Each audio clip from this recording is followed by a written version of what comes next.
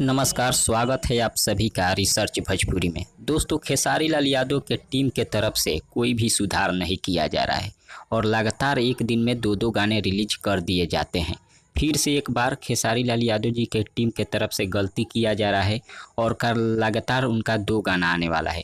एक गाना आएगा शिव शक्ति फिल्म से, उस गाने का बोल है ए हो पिया। जी हाँ, ये हो पिया, जो कि शिव शक्ति फिल्म से कल सुबह 6:30 बजे रिलीज किया जाएगा। इस गाने को खेसारी लाल यादव जी गाए हैं, साथ में अनुपमा यादव ने, हरे राम बाबा और अभय सम्राट ने इस गाने को लिखा है और श्याम सुंदर जी का म्यूजिक है।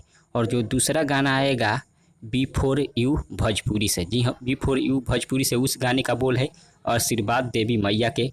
ये गाना भी कल सुबह 6:30 में रिलीज किया जाएगा। यानी कि एक दिन में 2 गाने रिलीज किए जा रहे हैं और खेसारी जी के टीम के तरफ से कोई भी सुधार नहीं किया जा रहा है। अब इसके बारे में आप सबका क्या राय है, कमेंट के जरिए हमें बताइए। मिलते हैं अगले वीडियो में। धन्यवाद।